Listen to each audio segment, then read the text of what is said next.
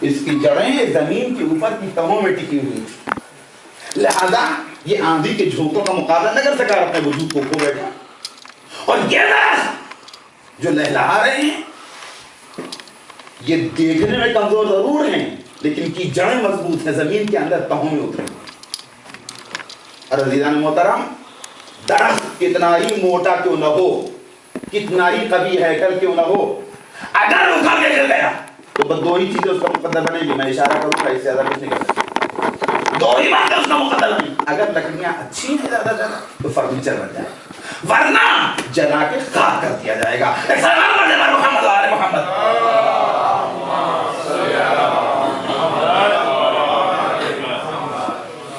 تو جن لوگوں نے اپنے اعتقادات کو، اپنے دین کی بنیادوں کو، اپنی ایڈیولوجی کو دلیل سے سمجھا ہوتا ہے، ان کے دین کے درخت کی جڑیں دلوں کے اندر راسخ ہوتی ہیں، پھر وہ کسی کے گمراہ کرنے سے گمراہ نہیں ہوتے۔ دنیا میں جتنے ایزم و ایسٹ ہیں، ریئلزم ہو، ہندوازم ہو، بدھزم ہو، سوشلزم ہو، کیپٹلزم ہو، نیچرلزم ہو، جتنے قسم کے مقادیر فکر ہیں، چاہے وہ کل کے مقادیر فکر ہو چاہے آج کے، نہ صرف یہ انسان خود گمراہ نہیں ہوتا بلکہ دوسرے کو سیدھے راستے کی طرف لے آتا ہے۔ اور ادنا ترین بات یہ ہے کہ دوسرے کو ہدایت دے سکے نہ دے سکے، مثلا کم سے کم اپنے دین کی حفاظت کرتا ہے۔ سلام پڑھ دے بر محمد علیہ۔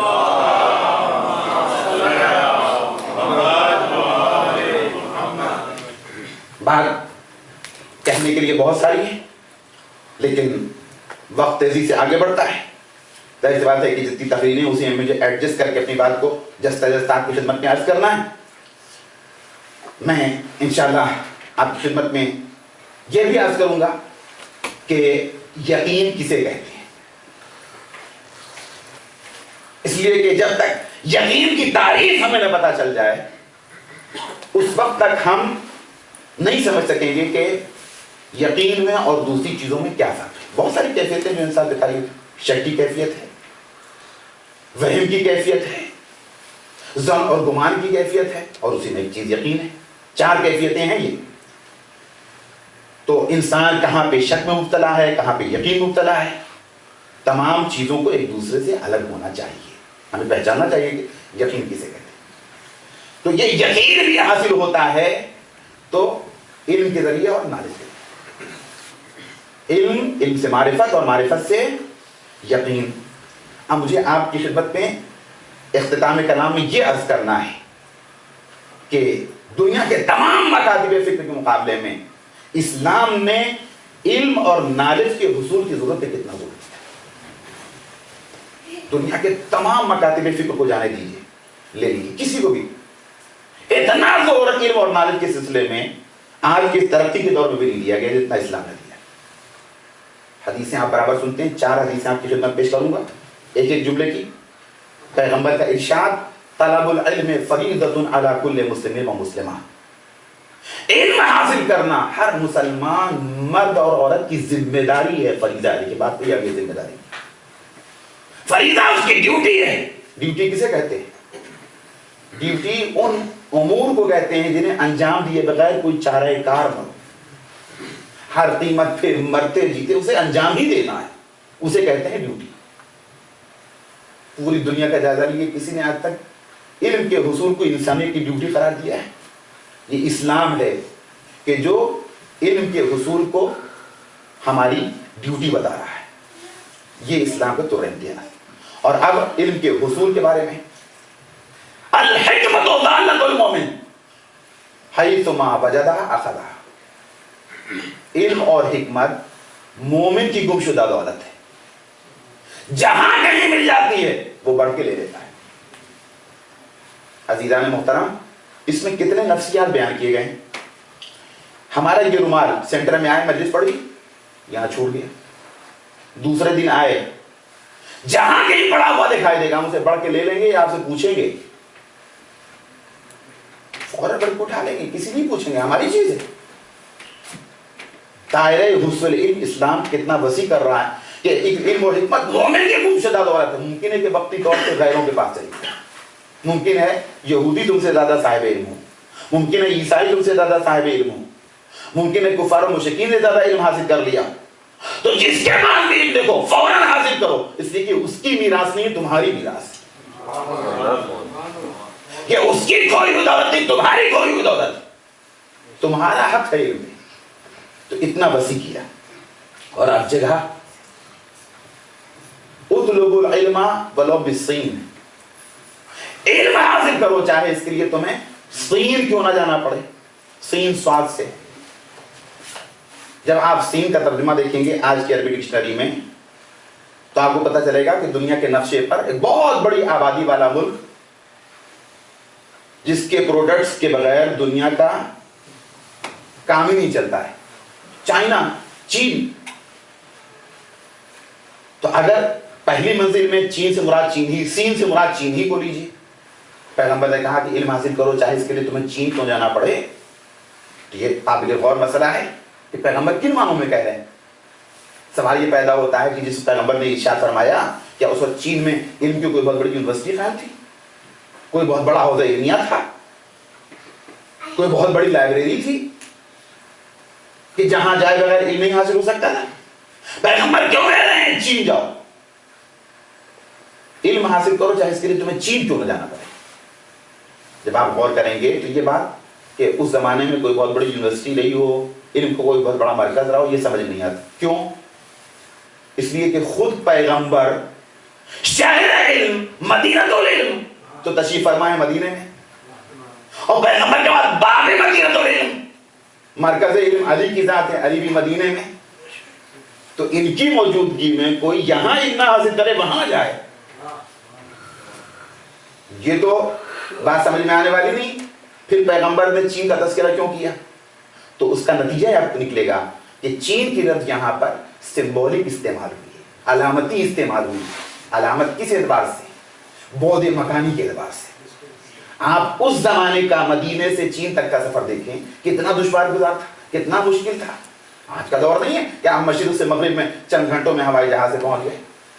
انسان کو مدینے سے چین جانا ہے، سنگلاخ وادیوں سے گزرنا ہے، ریگستانوں سے گزرنا ہے، پہاڑیوں سے گزرنا ہے، سمندروں کو طے کرنا ہے، تب جا کے بڑی مشکلوں سے وہ چیز پہنچ سکتا ہے. تو علامتی اس اعتبار سے کہ علم حاصل کرو چاہے اس کے لیے تمہیں سخت سے سخت مسافتی کیوں نہ طے کرنا پڑے، علم حاصل کرو چاہے دور سے دور کی منزلوں تک کیوں نہ جانا پڑے. یہ ہے علامتی. اور چین کے ایک اور معنی ہے، اس سے فضیلت کا پہلو نکلتا ہے. صین کے ایک اور معنی ہے، وہ معنی کیا ہے؟ جب آپ تلاش کریں گے تو آپ کو پتہ چلے گا کہ زمانہ قدیم میں اسی دنیا کے نقشے پر ایک اور ملک ہے، اور اس ملک میں ایک شہر ہے جس کا نام ہے قدیمی نام صین، اور وہ کوئی اور سرزمین نہیں ہے بلکہ وہ عراق کی سرزمین، اور اس عراق کی سرزمین میں پائے جانے والا شہر نجف مقدس. سلام پڑھنے پر محمد والے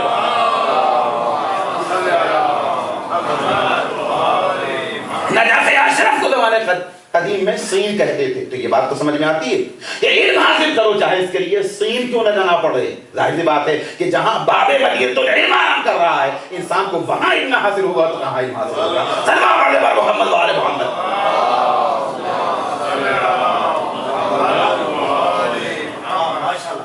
اور چوتھی حدیث پیریڈ کے بارے میں، خود علم فریضہ، پہلی حدیث. دوسری حدیث کس سے حاصل کرو، تیسری حدیث کہاں جا کے حاصل کرو، چوتھی حدیث کتنے پیریڈ میں حاصل کرو. اطلبوا العلم من المہد الی اللحد، علم حاصل کرو ماں کی آغوش سے قبر کی آغوش تک،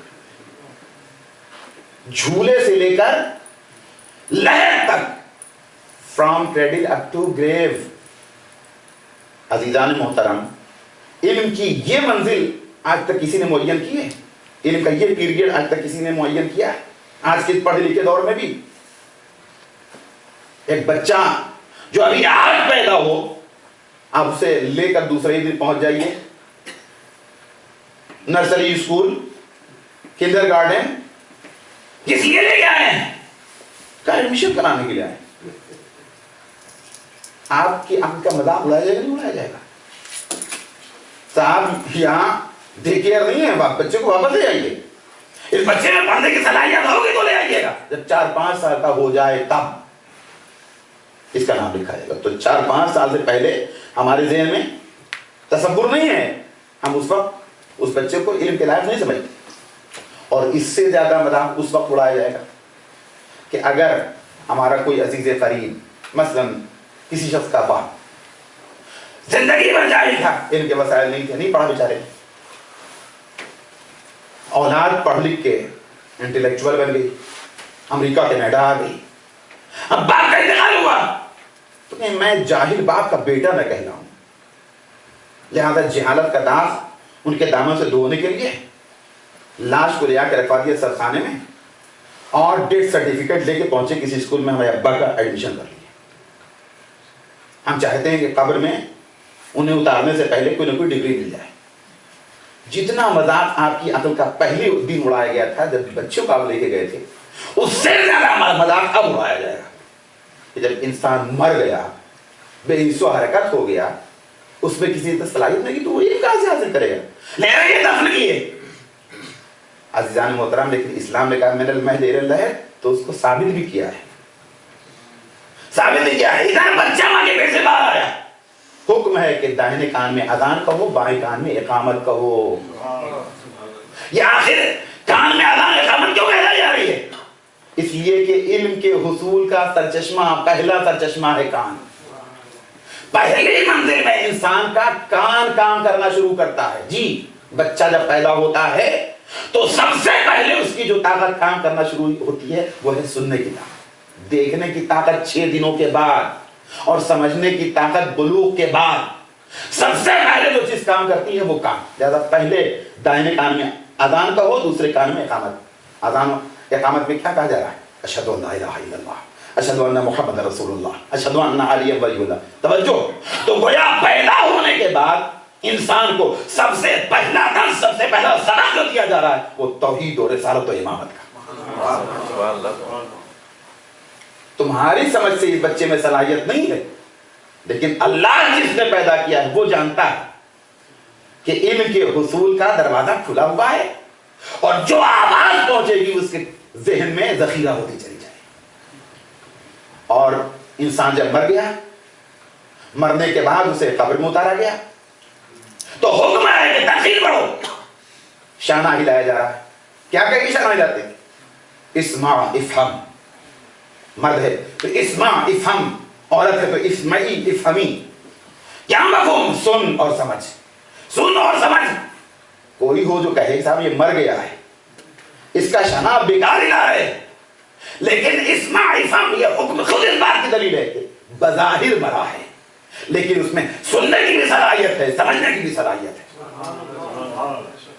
اور عزیزو اب جب تلقین پڑھی گئی تو اس میں کیا کہا گیا؟ تیرا رب کون ہے پہچان لے، تیرا نبی کون ہے پہچان لے، تیرا امام کون ہے پہچان لے. منکر نکیر کے جواب میں کیا کہنا ہے وہ سب کچھ بتایا جاتا ہے. تو پہلے دن جو سبق دیا گیا تھا، آخری دن امتحان سے پہلے اسی سبق کو ریوائز کرایا جا رہا ہے، اسی سبق کو یاد دلایا جا رہا ہے. عزیزو اس اذان و اقامت نے اور اس تلقین کے حکم نے بتا دیا کہ دنیا کی نظروں میں اس میں حصول کی صلاحیت نہیں ہے، مگر اللہ نے پیدا کیا وہ جانتا ہے کہ اس وقت بھی ان کے حصول کی صلاحیت تھی جب پیدا ہوا تھا، اور آج بھی ان کے حصول کی صلاحیت ہے جب قبر گزارا جا رہا. سلام پڑھنے پر محمد و آل محمد.